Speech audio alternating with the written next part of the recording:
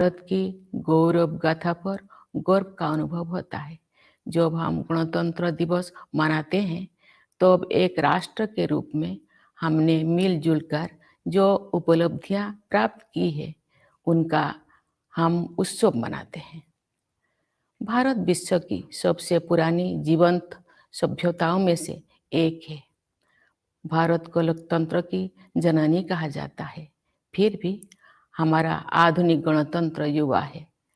स्वतंत्रता के प्रारंभिक वर्षों में हमें अनगिनत चुनौतियों और प्रतिकूल परिस्थितियों का सामना करना पड़ा। लंबे विदेशी शासन के अनेक बुरे परिणामों में से दो कुप्रभाव थे, भयंकर गरीबी और निरक्षरता। फिर भी भारत अविचलित रहा। आशा और विश्वास के साथ हमने मानव जाति के इतिहास में एक अनूठा प्रयोग शुरू किया। इतनी बड़ी संख्या में इतनी विविधताओं से भरा जनसमुदाय एक लोकतंत्र के रूप में एकजुट नहीं हुआ था। ऐसा हमने इस विश्वास के साथ किया कि हम सब एक ही हैं और हम सभी भारतीय हैं। इतने सारे पंथों और इतनी सारी भाषाओं ने हमें विभाजित नहीं किया है, बल्कि हमें जोड़ा है। इसलिए हम एक लोकतांत्रिक गणतंत्र के रूप में सफल हुए हैं। यही भारत का सार तत्व है। ये सार तत्व संविधान के केंद्र में रहा है और समय की कसौटी पर खरा उतरा है। स्वतंत्रता संग्राम के आदर्शों के अनुरूप हमारा गणतंत्र को आधार देने वाला संविधान बना। महात्मा गांधी के नेतृत्व में राष्ट्रीय आंदोलन का उद्देश्य स्वतंत्रता प्राप्त करना भी था और भारतीय आदर्शों को फिर से स्थापित करना भी था। उन दशकों के संघर्ष और बलिदान ने हमें न केवल विदेशी शासन से बल्कि थोपे गए मूल्यों और संकीर्ण विश्व दृष्टिकोण से भी आजादी दिलाने में मदद की। शांति, बंधुता और समानता के हमारे सदियों पुराने मूल्यों को फिर से अपनाने में क्रांतिकारियों और सुधारकों ने दूरदर्शी और आदर्शवादी विभूतियों के साथ मिलकर काम किया। जिन लोगों ने आधुनिक भारतीय चिंतन धारा को प्रवाह दिया, उन्होंने आन भद्राः कृतवयन्तु विश्वतः, अर्थात हमारे पास सभी दिशाओं से अच्छे विचार आए। ये वैदिक उपदेश के अनुसार प्रगतिशील विचारों का भी स्वागत किया। लंबे और गहन विचार मंथन के परिणाम स्वरूप हमारे संविधान की संरचना हुई। हमारा ये बुनियादी दस्तावेज दुनिया की सबसे प्राचीन जीवंत सभ्यता के मानवतावादी दर्शन के साथ साथ आधुनिक विचारों से भी प्रेरित है। हमारा देश बाबा साहेब भीमराव अंबेडकर का सदैव ऋणी रहेगा, जिन्होंने प्रारूप समिति की अध्यक्षता की और संविधान को अंतिम रूप देने में महत्वपूर्ण भूमिका निभाई।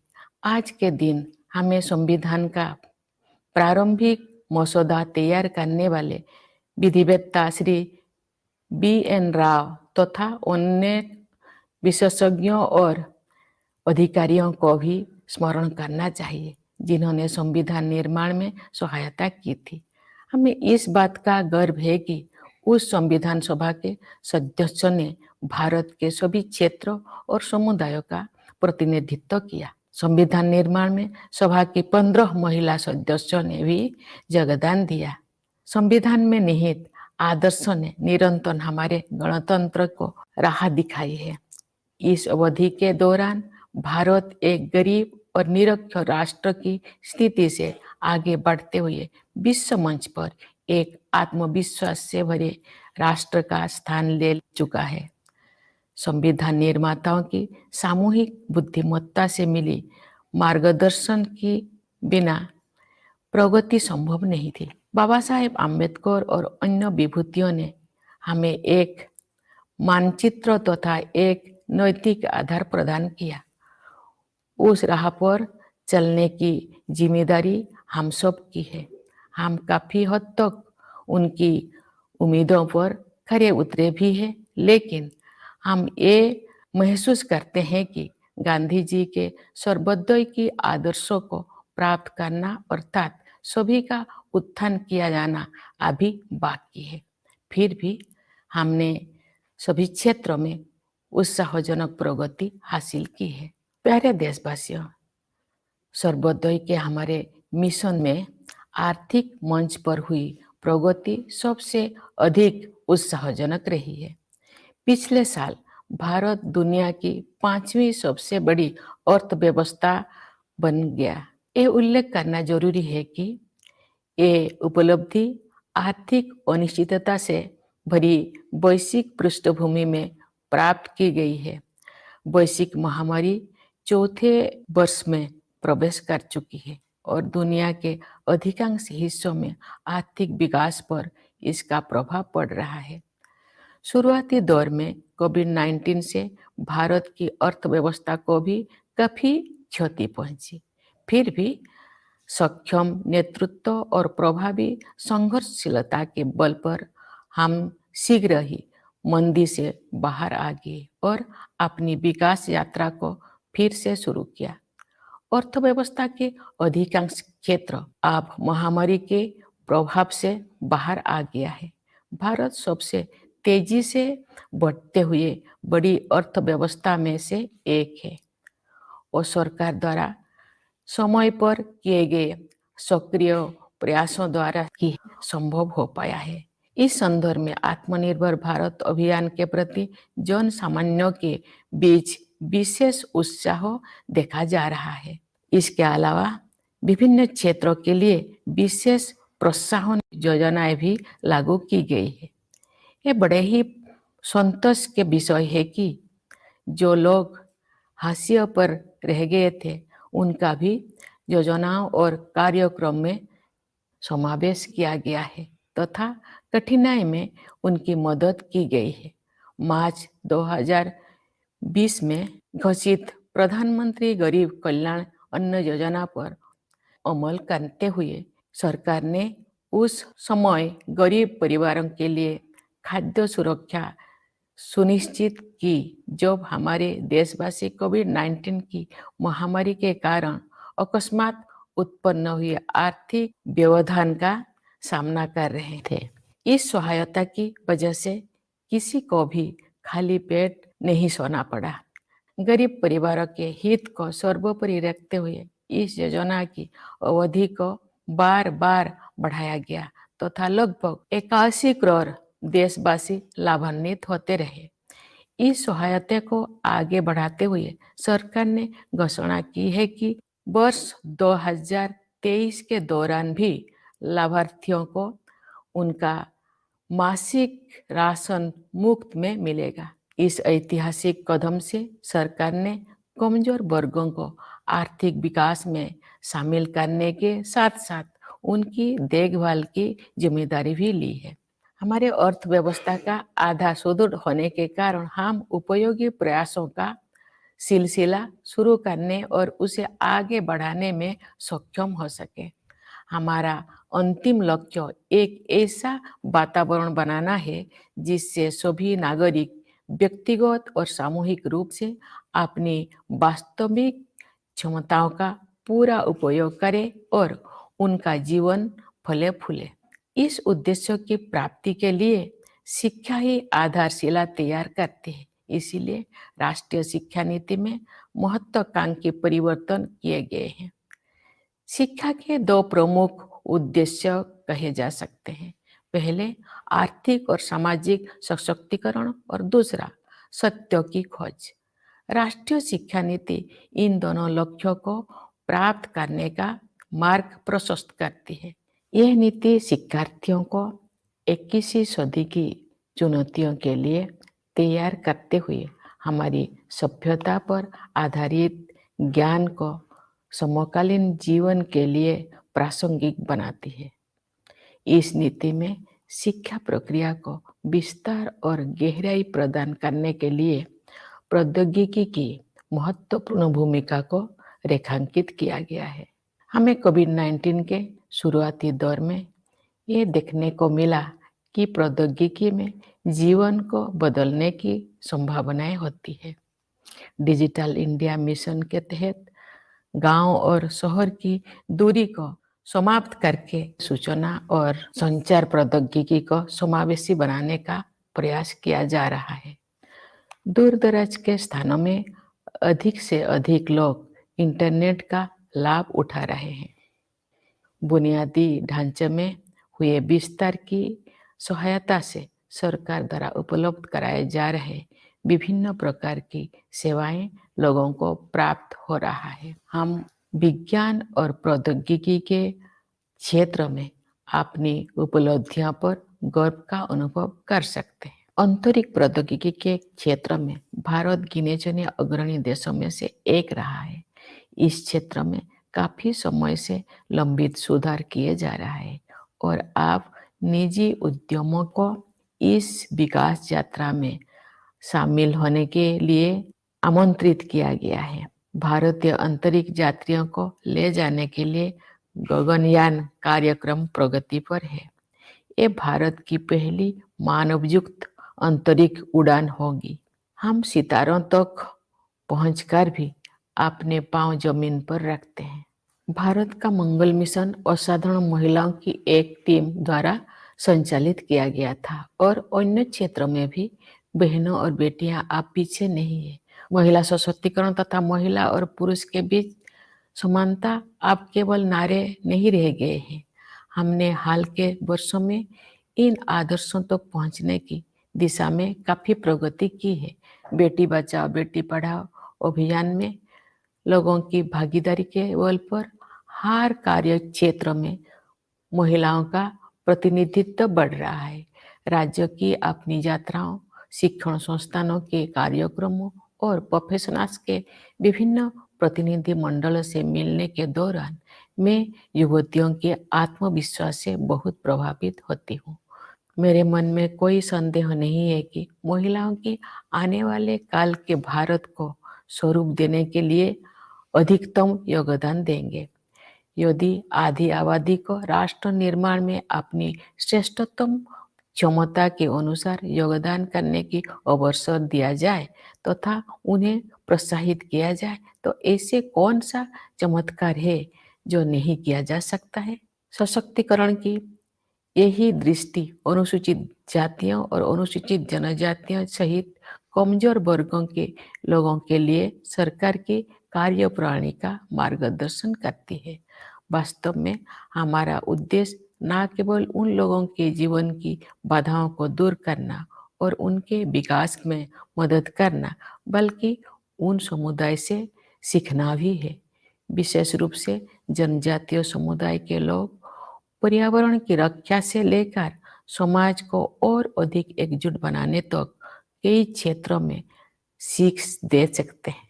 प्यारे देशवासियों, शासन के सभी पहलुओं में बदलाव लाने और लोगों की रचनात्मक ऊर्जा को उजागर करने के लिए हाल के वर्षों में किए गए प्रयासों की श्रृंखला के परिणाम स्वरूप अब विश्व समुदाय भारत को सम्मान की नई दृष्टि से देखता है। विश्व के विभिन्न मंचों पर हमारी सक्रियता से सकारात्मक बदलाव आने शुरू हो गया है। विश्व मंच पर भारत ने जो सम्मान अर्जित किया है उसके फलस्वरूप देश को नए अवसर और जिम्मेदारियां भी मिली है। जैसा कि आप सब जानते हैं, इस वर्ष भारत G20 देशों के समूह की अध्यक्षता कर रहा है। विश्व बंधुत्व के अपने आदर्श के अनुरूप हम सभी की शांति और समृद्धि के पक्षधर है। G20 की अध्यक्षता एक बेहतर विश्व के निर्माण में योगदान हेतु भारत को अत्यंत महत्वपूर्ण भूमिका प्रदान करती है। इस प्रकार G20 की अध्यक्षता लोकतंत्र और मल्टीलेटरलिज्म को बढ़ावा देने का अच्छा अवसर भी है और साथ ही एक बेहतर विश्व और बेहतर भविष्य को स्वरूप देने के लिए उचित मंच भी है। मुझे विश्वास है कि भारत के नेतृत्व में G20 अधिक न्यायपरक और स्थिरतापूर्ण विश्व व्यवस्था के निर्माण के अपने प्रयासों को और आगे बढ़ाने में सफल होगा। G20 के सदस्य देशों के कुल मिलाकर विश्व की आबादी में लगभग 2/3 और ग्लोबल जीडीपी में लगभग 85% हिस्सा है। इसलिए ये वैश्विक चुनौतियों पर चर्चा करने और उनके समाधान के लिए एक आदर्श मंच है। मेरे विचार से ग्लोबल वार्मिंग और जलवायु परिवर्तन ऐसे चुनौतियां हैं जिनका सामना शीघ्रता से करना है। वैश्विक तापमान बढ़ रहा है और मौसम में बदलाव के चरम रूप दिखाई पड़ रहा है। हमारे सामने एक गंभीर दुविधा है। अधिक से अधिक लोगों को गरीबी से बाहर निकालने के लिए आर्थिक विकास जरूरी है, लेकिन इस विकास के लिए फॉसिल फ्यूल का प्रयोग भी करना पड़ता है। दुर्भाग्य से ग्लोबल वार्मिंग का सबसे अधिक कष्ट गरीब तबके के लोगों को सहन करना पड़ता है। ऊर्जा के वैकल्पिक स्रोतों को विकसित करना और लोकप्रिय बनाना भी एक समाधान है। भारत ने सौर ऊर्जा और इलेक्ट्रिक वाहनों को नीतिगत प्रोत्साहन देकर इस दिशा में सराहनीय कदम उठाया है। हालांकि वैश्विक स्तर पर विकसित देशों द्वारा टेक्नोलॉजी ट्रांसफर और वित्तीय सहायता के जरिए उभरती हुई अर्थव्यवस्थाओं को सहायता प्रदान करने की आवश्यकता है। विकास और पर्यावरण के बीच संतुलन बनाए रखने के लिए हमें प्राचीन परंपराओं को नई दृष्टि से देखना होगा। हमें अपनी मूलभूत प्राथमिकताओं पर भी पुनर्विचार करना होगा। परंपरागत जीवन मूल्यों के वैज्ञानिक आयामों को समझना होगा। हमें एक बार फिर प्रकृति के प्रति सम्मान का भाव और अनंत ब्रह्मांडों के सम्मुख विनम्रता का भाव जागृत करना होगा। मैं इस बात पर ध्यान आकर्षित करना चाहूंगी कि महात्मा गांधी आधुनिक युग के सच्चे भविष्य द्रष्टा थे, क्योंकि उन्होंने अनियंत्रित औद्योगिकरण से होने वाले आपदाओं को पहले ही भांप लिया था और दुनिया को अपने तौर तरीकों को सुधारने के लिए सचेत कर दिया था। अगर हम चाहते हैं कि हमारे बच्चे इस धरती पर सुखमय जीवन बिताएं, तो हमें अपनी जीवन शैली को बदलने की जरूरत है। इस संदर्भ में सुझाए गए परिवर्तन में से एक बदलाव भोजन से संबंधित है। मुझे ये जानकर प्रसन्नता हुई है कि संयुक्त राष्ट्र ने भारत के सुझाव को स्वीकार किया है और वर्ष 2023 को the international year of millets घोषित किया है। बाजरा जैसे मोटे अनाज हमारे आहार के मुख्य तत्व हुआ करते थे। समाज के सभी वर्ग उन्हें फिर से पसंद करने लगे हैं। ऐसे अनाज पर्यावरण के अनुकूल है, क्योंकि उनकी उपज कम पानी में ही हो जाता है। ये अनाज उच्च स्तर का पोषण भी प्रदान करते हैं। यदि अधिक से अधिक लोग मोटे अनाज को भोजन में शामिल करेंगे तो पर्यावरण संरक्षण में सहायता होगी और लोगों के स्वास्थ्य में भी सुधार होगा। गणतंत्र का 1 अरब वर्ष बीत चुका है और एक नया वर्ष शुरू हो रहा है।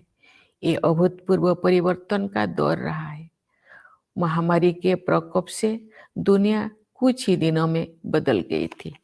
पिछले 3 वर्ष के दौरान जो भी हमें लगा कि हमने वायरस पर काबू पा लिया है, तो वायरस फिर किसी विकृत रूप में वापस आ जाता है। लेकिन अब इससे घबराने का कोई जरूरत नहीं है, क्योंकि हमने ये समझ लिया है कि हमारा नेतृत्व, हमारे वैज्ञानिक और डॉक्टर, हमारे प्रशासक और कोरोना योद्धा किसी भी स्थिति से निपटने के लिए हर संभव प्रयास करेंगे। साथ ही हमने ये भी सीखा है कि हम अपनी सुरक्षा में कमी नहीं आने देंगे और सतर्क भी रहेंगे। प्यारे देशवासियों, विभिन्न क्षेत्रों में कार्यरत कई पीढ़ियों के लोग हमारे गणतंत्र की अब तक की विकास गाथा में अमूल्य योगदान के लिए प्रशंसा के पात्र है। मैं किसानों, मजदूरों, वैज्ञानिकों और इंजीनियरों की भूमिकाओं की सराहना करती हूँ, जिसकी सामूहिक शक्ति हमारे देश को जय जवान, जय किसान, जय विज्ञान, जय अनुसंधान की भावना के अनुरूप आगे बढ़ने में सक्षम बनाती है। मैं देश की प्रगति में योगदान देने वाले प्रत्येक नागरिक की सराहना करती हूँ। भारत की संस्कृति और सभ्यता के अग्रदूत प्रवासी भारतीयों का भी मैं अभिवादन करती हूँ। इस अवसर पर मैं उन बहादुर जवानों की विशेष रूप से सराहना करती हूँ जो हमारी सीमाओं की रक्षा करते हैं और किसी भी त्याग तथा बलिदान के लिए सदैव तैयार रहते हैं। देशवासियों को आंतरिक सुरक्षा प्रदान करने वाले समस्त अर्धसैनिक बलों तथा पुलिस बलों के बहादुर जवानों की भी मैं सराहना करती हूँ। हमारी सेनाओं, अर्धसैनिक बलों तथा पुलिस बलों के जिन वीरों ने कर्तव्य निभाते हुए अपने प्राणों की आहुति दी है, उन सबको मैं सादर नमन करती हूँ। मैं सभी प्यारे बच्चों को उनके उज्जवल भविष्य के लिए हृदय से आशीर्वाद देती हूँ। आप सभी देशवासियों के लिए एक बार फिर मैं गणतंत्र दिवस की हार्दिक शुभकामनाएं व्यक्त करती हूँ। धन्यवाद। जय हिंद, जय Bharat.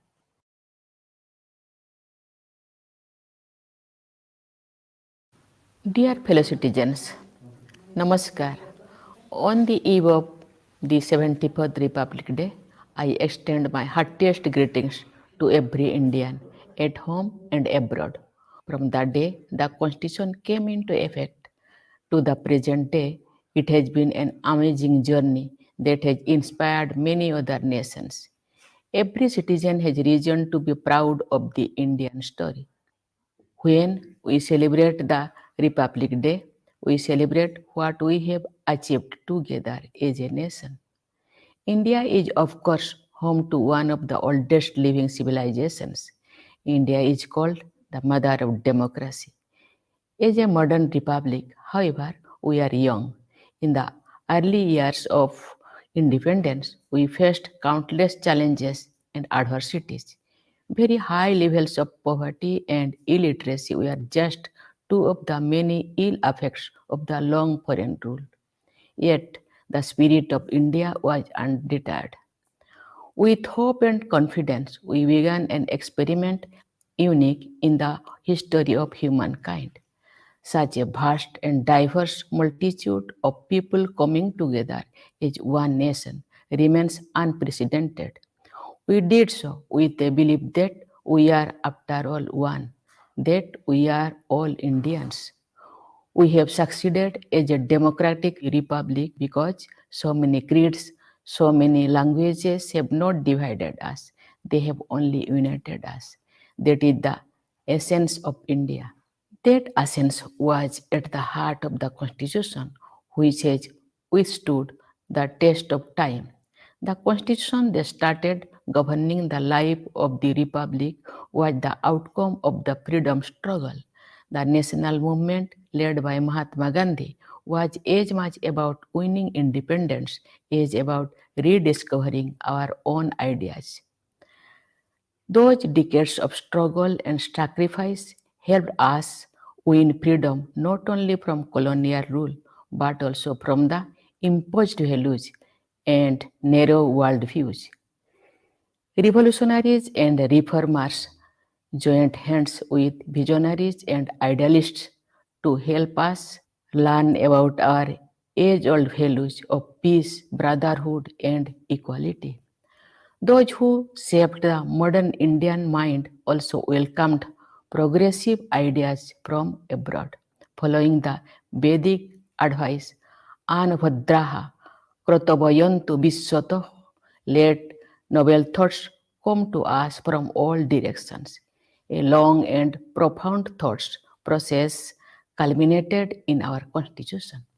Our founding document is inspired by the humanistic philosophy of the oldest living civilization in the world, as well as new ideas that emerged in more recent history. The nation will always remain grateful to Dr. B.R. Ambedkar, who headed the drafting committee of the Constitution and thus had a critical part in giving it the final shape. On this day, we should also remember the role of jurist B.N. Rao, who had prepared the initial draft, and other experts and officers who helped in making of the Constitution. We are proud of the fact that the members of that assembly represented all regions and communities of India and that they included 15 women too. Their vision as enshrined in the Constitution has been continuously guiding our republic. During this period, India has been transformed from a largely poor and illiterate nation into a confident nation marching on the world stage. This would not have been possible but for the collective wisdom of the Constitution makers guiding our path. While Babasaheb Ambedkar and others gave us a map and a moral framework, the task of walking that path remains our responsibility. We have largely remained true to their expectations, and yet we realize that much remains to be done to realize Gandhiji's ideal of Sarvodaya, the upliftment of all. Yet the progress we have made on all fronts is encouraging. Dear fellow citizens, in our mission of Sarvodaya, the most encouraging has been the progress made on the economic front. Last year, India became the fifth largest economy in the world.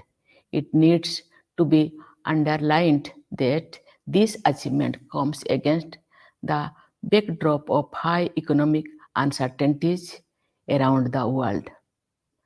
The pandemic has entered the fourth year, affecting economic growth in most parts of the world. In its initial phase, COVID 19 also hurt India's economy badly. Yet, guided by our able leadership and driven by our resilience, we soon came out of the downturn and resumed the growth saga.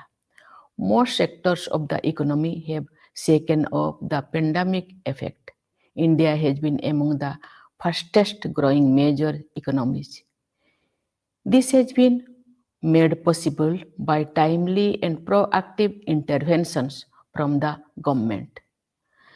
The Atmanirbhar Bharat initiative in particular has evoked great response among people at large. There have also been sector-specific incentive schemes. It is a matter of great satisfaction that those on the margins have also been included in the schemes and programs, and they have been helped in tiding over difficulties by implementing the Pradhan Mantri Garib Kalyan Anna Yojana announced in March 2020. The government ensured food security for poor families at a time when the country was facing economic disruption in the wake of unprecedented outbreak of COVID-19. Because of this help, no one had to go hungry, keeping the welfare of poor families paramount. The duration of this scheme was extended successively, benefiting about 81 crore fellow citizens.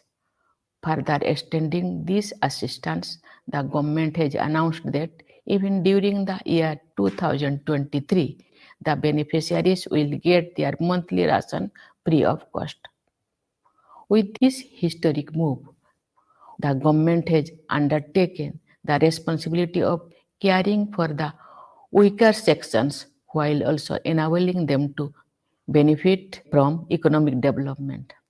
With the economy on a sound footing, we have been able to begin and carry forward a series of praiseworthy initiatives. The ultimate goal is to create an environment in which all citizens can, individually and collectively, realize their true potential, and prosper. As education builds the right foundation for this purpose, the National Education Policy has introduced ambitious changes. It rightly addresses the twofold aims of education as an instrument of economic and social empowerment and as a means to explore truth. The policy makes our civilizational lessons relevant for contemporary life while also preparing the learner for the 21st century challenges. The National Education Policy appreciates the role of technology in expanding and deepening the learning process. As we have come to realize since the early days of COVID-19, technology offers life-changing possibilities. The Digital India mission is striving to make information and communication technology inclusive by bridging the rural-urban divide. More and more people in far-flung places have been reaping the benefits of the internet and are receiving a variety of services provided by the government as the infrastructure expands. We have reasons to be proud of our achievements in the domain of science and technology. India has been among the handful of pioneers in space technology. As long-pending reforms in this sector are underway, private enterprises are now invited to join the quest. The Gaganyaan program to carry Indian astronauts into the space is under progress. This will be India's maiden human space flight. Yet, even as we reach out to the stars, we keep our feet on the ground. India's Mars mission was powered by a team of extraordinary women, and our sisters and daughters are not far behind in other areas too. Women's empowerment and gender equality are no longer mere slogans, as we have made great progress towards these ideals in recent years. With people's participation in Beti Bachao Beti Padhao campaign, women's representations have been rising in every sphere of activity. During my visits to various states, educational institutions, and while meeting delegations of various professionals, I am amazed by the confidence of young women. I have no doubt in my mind that they are the ones who will do most to shape tomorrow's India. What miracles cannot be achieved if this half of the population is encouraged to contribute to nation building to the best of their ability? The same vision of empowerment guides the government's approach to the marginalized communities, including the scheduled caste and scheduled tribes. In fact, the aim is not only to remove hurdles and help them in development, but also to learn from them. Tribal communities, in particular, have rich lessons to offer in many areas, ranging from protecting the environment to making the society more cohesive. Dear fellow citizens, as a result of a series of initiatives in recent years to transform all aspects of governance and unleash creative energies of people, the world has started to look at India with a new sense of respect. Our interventions in various world forums have started making a positive difference. The respect that India has earned on the world stage has resulted in new opportunities as well as responsibilities. This year, as you know, India holds the presidency of the Group of 20 Nations. With our motto of universal brotherhood, we stand for peace and prosperity of all. Thus, the G20 presidency is an opportunity to promote democracy and multilateralism and the right forum for shaping a better world and a better future. Under India's leadership, I am sure G20 will be able to further enhance its efforts to build a more equitable and sustainable world order. As G20 represents about two-thirds of the world population and around 85% of global GDP, it is an ideal forum to discuss and find solutions for global challenges. To my mind, global warming and climate change are the most pressing among them. Global temperatures are rising and incidents of extreme weather are increasing. We are faced with the dilemma to lift more and more people out of poverty. We need economic growth, but that growth also comes from fossil fuel. Unfortunately, the poor bear the brunt of global warming more than others.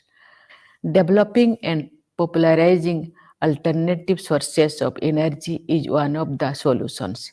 India has taken a commendable lead in the direction by giving a policy push to solar energy and electric vehicles. At the global level, however, emerging economies need a helping hand from advanced nations in the form of technology transfer and financial support. To maintain the balance between development and environment, we have to look at the ancient traditions with a new perspective. We need to reconsider our basic priorities. The scientific aspects of traditional life values have to be understood. We must once again rekindle that respect for nature and humility before the vast universe. Let me state here that Mahatma Gandhi was a true prophet of our times, as he foresaw the calamities of indiscriminate industrialization and cautioned the world to mend its ways. We need to modify our lifestyle if we want our children to live happily on this fragile planet. One of the changes suggested importance to food. I am happy to note that the United Nations accepted suggestion from India and declared 2023 as the International Year of Millets. Millets were essential ingredients of our diet and they are making a comeback among sections of society. Coarse grains like millets are eco-friendly as they require less water to grow and yet they provide high levels of nutrition. If more and more people turn to millets, it will help conserve ecology and also improve health. One more year has gone by for the Republic and another year commences. It has been a time of unprecedented change. With the outbreak of the pandemic, the world had changed within a matter of days. During these 3 years, whenever we have felt that we have finally put the virus behind, it raises its ugly head. However, there is no need to panic because we have learned in this period that our leadership, our scientists and doctors, our administrators, and corona warriors will make every possible effort to meet any situation. At the same time, each of us has also learned to not let our guard down and remain alert. Dear fellow citizen, generations of people working in different fields deserve praise for their invaluable contribution in the development story of our republic so far. I commend the roles of farmers, workers, scientists, and engineers whose combined strength enables our country to live up to the spirit of Joy Jawan, Joy Kisan, Joy Vigyan, Joy Anusandhan. I appreciate every citizen who contributes to nation's progress. I also convey my greetings to our diaspora, the great ambassadors of India's culture, and civilization.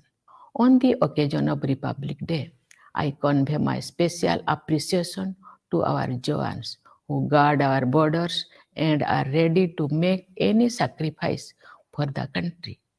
I also express my appreciation for all the brave soldiers of paramilitary forces and police forces who provide internal security to their fellow citizens. I salute all the brave hearts of our armed forces, paramilitary forces, and police forces who laid down their lives in the line of duty. I convey my blessings to all the dear children for their bright future. Once again, I extend my best wishes to all of you on this Republic Day. Thank you. Jai Hind, Jai Bharat.